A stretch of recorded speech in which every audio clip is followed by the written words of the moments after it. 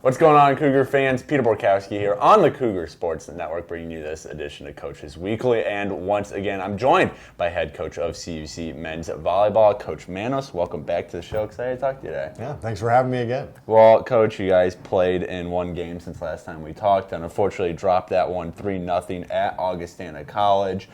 And, you mentioned going into it, Augustana is a good team. It was going to be a tough matchup, and I know you guys came away with the loss, but how do you think your team performed kind of underneath the surface, underneath that loss, against a high-quality program like Augustana is? So it was a good test for us in the sense that they had almost their entire roster from last year returned. They're a good program, and we know that if we were able to compete with them in a number of areas, it's a good sign for what's ahead and just how we'll compare to the rest of our conference. So proud to see the good moments, able to capitalize that and really just continue to build on that. But for us, it was just a big learning moment. I think to play a high-level team on the road, go through the routine, we're asking our freshmen and sophomores to do a lot as far as pulling weight, as far as earning more responsibility. And, for us, it's just a learning process. Yeah, they got to grow up quickly.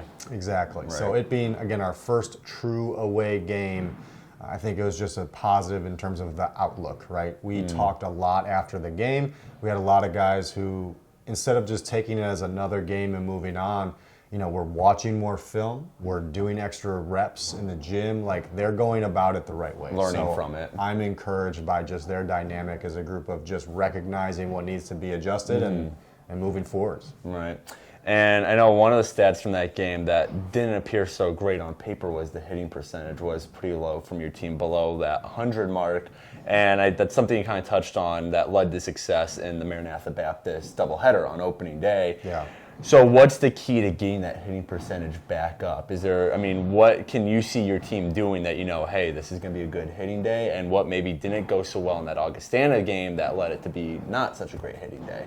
Well, part of it is we had played 2 games, so they had a full scout on us, and it's true, right? We didn't have the opportunity to watch too much of them other than last year's film. So they came ready to take, especially our freshmen, their first or their primary routes or their primary shots, and we had to learn a little bit maybe faster than we needed to as far as going to your secondary, whether it's a route, whether it's an attack, preference. So it was a learning curve mid-game to make those adjustments, but I think they're at least a little bit more familiar now of, okay, when we go into the next game, if they take away option A, how do we attack them by option B? Okay. So just practicing that, making sure that we're aware of that. We have a hitter hierarchy, we call it, in terms of just where you're focusing your attack rather than just going up and hitting hard. So again, it was a learning moment for us. The other team did a good job of recognizing what we did well, and for us it's okay. Right. How do we build off of that, knowing that we can still move our pieces and find success? All right.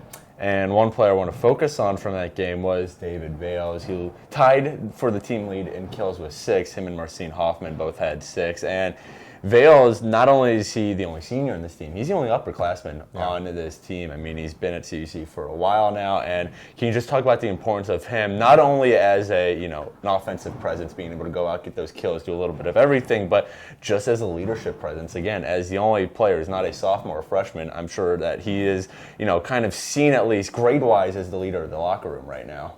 So David has been really consistent and steady for us, and I think that's been a big positive influence just in terms of his experience on the court and then off the court as well. He coaches at the high school and club level, so his knowledge and game IQ is extremely high for anyone at this level, right? So I think for us, he's just someone that is continuing to be a positive mentor for our younger players, where they're asking him, hey, if this isn't going well, how do I adjust? When we're going into different gyms or different dynamics, he's been really consistent. So we're favorable to have him in the program, be a consistent player, leader, and I know that as time goes on, he'll continue to lead our younger guys or just mentor them in a positive direction. Well, now looking ahead to the next games, it's kind of a full weekend for you guys. You play Friday night and Saturday here at CUC, Wabash on Friday night, and then Fontbonne, who historically is a very good team, on Saturday.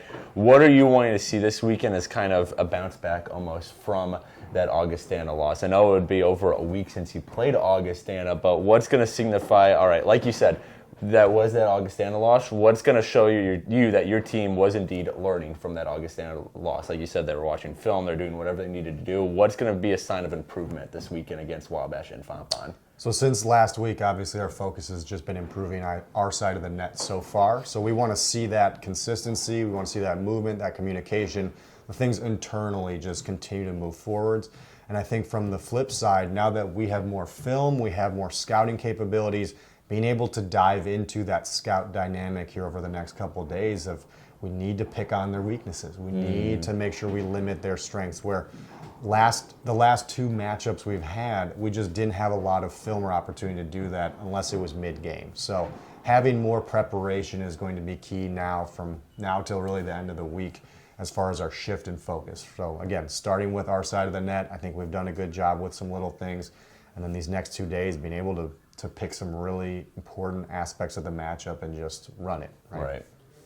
Well, CUC men's volleyball back at it this Friday night right here at CUC, a 7 p.m. game against Wabash, and then back at it again on Saturday when they welcome Fontbonne to Geisman Gymnasium. That is a 5 p.m. matchup. Coverage for both games can be found at our website, cucougars.com, and the live stream on our YouTube page, CUC Sports. Coach Manos, thanks again for joining me today, and good luck in a couple big games this upcoming weekend. Looking forward to talking to you again about them next week. But until then, this is Peter Borkowski signing off of the Cougar Sports Network and wanting to say, as always, go Cougars!